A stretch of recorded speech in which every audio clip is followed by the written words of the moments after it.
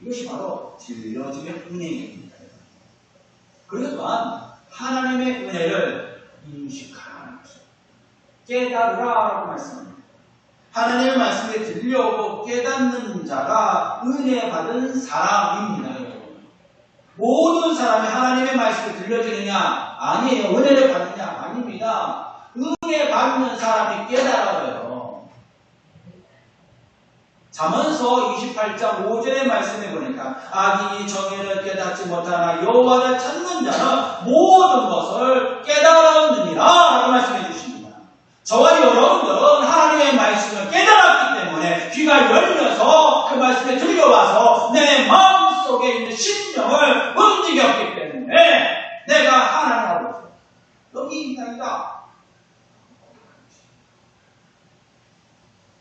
여러분 19절 말씀 보십시오. 내 백성 아닌 자로서 너희를 시기하게 하며 미련한 백성으로서 너희를 노엽게 하리라 라고 말씀합니다. 이 말씀은 하나님의 은혜를 깨달음을 강조하고 있어요. 은혜를 찬송 드리기 위함이 담겨져 있습니다. 당시 백성들은 하나님을 높이고 찬양하는 것보다도 더 감사할 수도 없고 좋을 수도 없기 때문에 하나님의 백성으로부터 찬양을 원하였습니다. 세상 사람들 때로는 나보다가 부족함이 많습니다. 우리보다 지식이 많으며 권세가 있는 사람들이 많습니까? 아니면은 약한 사람이 많습니까? 사실 가만히 보면은 우리보다 약한 사람, 어려운 사람들이 더 많습니다. 하나님께서 이와 같이 나에게 은혜를 받았어. 하나님의 말씀에 들려주지 않으면 선지자의 말씀에 귀를 기울이지 않고 고백하지 않고 미련한 백성입니다. 미련한 백성이 왜 미련하다고 할까요? 정말로 지식이 없어서 미련하다고 했을까요? 아닙니다. 하나님의 말씀이 들려오나 들려주지 않았어. 믿지 않았다는 것입니다. 복음의 말씀이 이스라엘 백성들에게 전했어요. 하나님 백성 선민이라고 했어요. 그런데 그 말씀이 들려주지 않았어요. 그러니 얼마나 하나님께서 답답하겠습니까? 여러분, 만약에 부부지간 대화를 나눕니다. 근데 소통이 안 돼요. 그러면 여러분 마음이 어떻습니까? 네? 답답해요.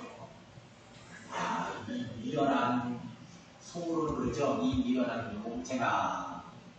여러분 안 됩니다. 제가 어떤 분과 대화 나눴는데 목사님 지금 정말 미련한 곰탱이에요. 제가 하는 얘기 아니야. 그래서 왜 미련한 곰탱이라고 그랬다? 라고 그랬어요. 아니 근데 들려주지 않아. 들려주지 않으니까 수용되지 않았습니다. 믿음이 생길 수 내야 생길 수가 없어. 여러분들에게 하나님의 말씀이 선포되었을 때 그것이 믿어져요. 무슨 들려봐야 되고 그것이 수용되어야 돼요. 내 마음을 움직여야 돼요. 움직였을 때 그것이 하나님의 말씀으로 내게 돼요. 우리가 믿어진다는 것은 뭡니까? 나의 것을 내려놓는다는 것입니다. 근데 교만한 백성은 어떻습니까? 나의 것을 내려놓지 못해요. 그래서 이스라엘 백성들은 하나님께서 이 교만한 백성이라고 했습니다. 굳은 백성이라고 했습니다. 얼마나 굳었습니까? 교만하다. 여러분, 이 굳은 것을 모르게 해야 될까요? 네? 내가 깰 수 있어요? 날카로운 곳으로 내려쳐야 돼요. 어디부터 내려쳐야 됩니까? 가운데부터 치면 내려쳐면 깨집니까? 장모님, 뭔가를 깨뜨릴 때 어디부터 깨야 돼요? 머리부터요. 사람은 머리부터 열려져야 돼요. 우리 끝에부터 그래야 이 말씀이 부드러워져요. 끊임없이 부를 때 성령의 은혜가 이마에 불을 떼면 뜨거워져서 녹아집니다. 그래서 성령의 은혜를 받아야 되는 거죠. 성령 충만을 받아야 되는 거죠. 예, 그 말씀이 하나님 감사합니다.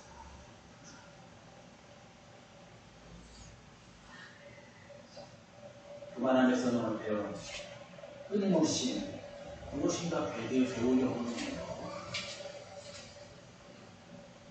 왜 이렇게 요즘에 성경 공부를 좋아할까요? 여러분 좋아할까요? 성경 공부하다 보면 너무 재밌어요. 그래서 성경 공부는 어디서 하라? 성경 공부는 어디서 합니까? 교회에서 해야 돼, 교회에서. 밖에 나가서 우리 성경 공부합시다 하는 자는 나는 교회에서 하고 있습니다. 당신도 교회 가서 하세요. 하면 됩니다. 교회에서 해야 돼. 누구한테? 목사님. 교회 안에서 프로그램을 가지고 성경 공부해요. 그런데 너무 우리가 배우려고만 하는데 내가 열려지지 않는 거죠. 앞만 보고 달려가면 앞만 보고 달려가면 안 돼요. 때로는 옆도 돌아봐야 돼요. 만약에 잘못된 길로 갔는데 앞만 보고 달려갑니다. 그럼 어떻게 될까요? 거리가 점점 멀어집니다. 주님이 함께 있을 때에 우리가 그 길이 은혜의 길인데 주님과 멀리 떨어졌을 때는 그건 멀리 주님과 떨어집니다. 누가복음 15장이 보면 탕자의 비유가 나옵니다. 탕자는 아버지에게 자신의 분깃을 달라고 했어요. 그리고 그것을 받은 후에 그냥 세상으로 다 나갑니다. 그리고 그것을 호랑방탕하게 재산을 썼어요. 다 호랑방탕에 쓰니까 어때요? 없으니까 아버지에게 돌아와서 세상에서 더 이상 살 수 없어요. 아버지한테 가면 그래도 낫겠지. 라고 해서 아버지가 돌아옵니다. 돌아와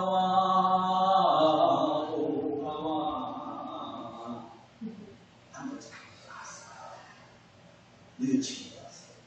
그런데 이제 이 아들이 나는 아들이 아니라 품꾼의 할아버지라고 써주십시오. 아버지에게 말을 아버지는 그게 무슨 뜻이냐? 아들이 품꾼에 있습니다. 라고 아들을 맞이하고 잔치했어요.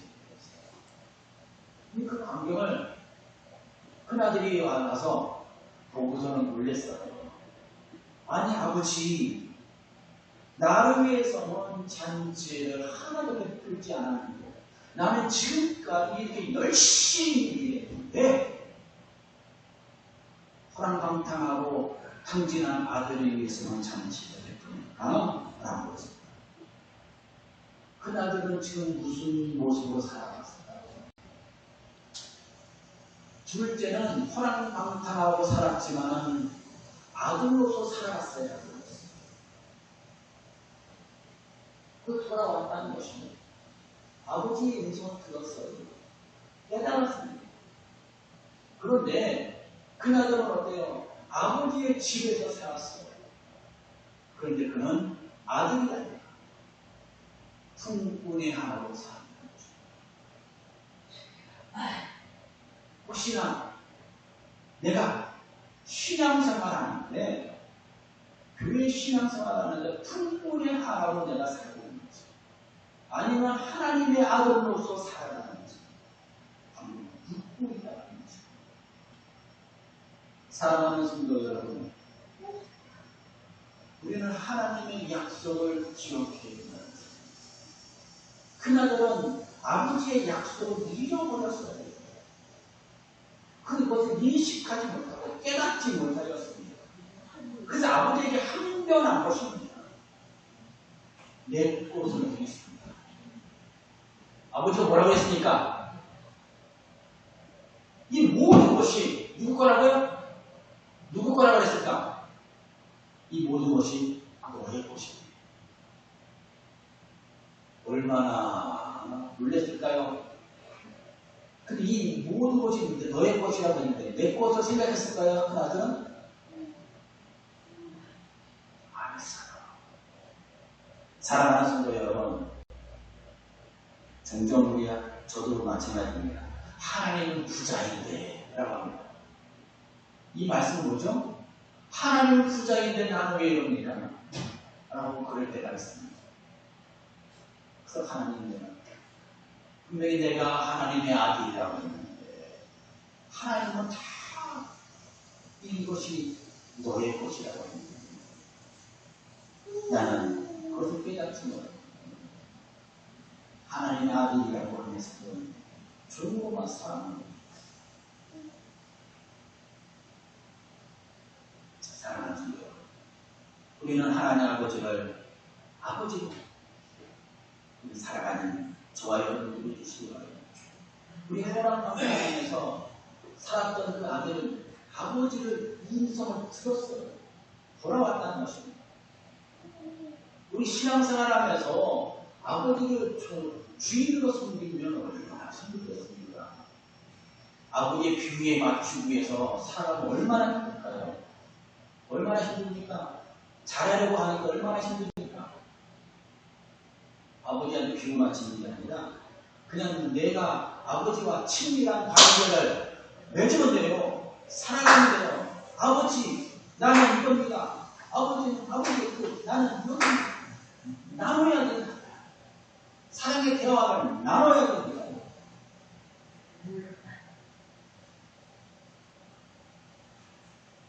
사랑하는 성도 여러분, 하나님의 교회는 주님과 함께 가장 귀한 손님을 맞이하는 위치가 되어야 됩니다. 저와 여러분이 맞이하는 위치가 되어야 돼요. 매일 잔치가 되어야 돼요. 이 아들, 그 아들은 둘째가 돌아왔을 때 가장 기뻐해야 돼요. 그럴까요? 아버지가 기뻐하기 때문에 나도 기쁩니다. 아버지의 근심이 없어졌습니다. 형제가 돌아왔으면 얼마나 좋습니까? 그 잔치 함께 즐거우게 해야 돼요. 여러분들도 오늘 이 시간에 예배에, 하나님의 예배에 즐거웠고 찬송드리는 귀한 역사가 임하시기 바랍니다. 그래서 우리는 주님을 기다리는 역사가 임합니다. 로마서 10장 21절의 말씀에 보면 이스라엘을 대해 순종하지 아니하고 거슬러 말하는 백성들에게 내가 종의 손을 내밀어 보릅니다. 사랑하는 성도 여러분, 하나님의 사랑과 긍휼 은혜 가운데에서 있음을 깨달았을 때 그리스도께서 당신의 기다리는 자들에게 손을 내밀고 있다는 사실입니다. 믿음과 말씀을 기록할 때 믿음은 들을 것이야. 그 들음은 그리스도 예수의 말씀, 즉 복음의 말씀, 소식, 주님의 선물, 은혜로서 나에게 주셨어요. 이 말씀이 온 세상에 주님의 말씀을 전하고 있습니다. 잃어버린 사람에게 우리가 전하고 있습니다.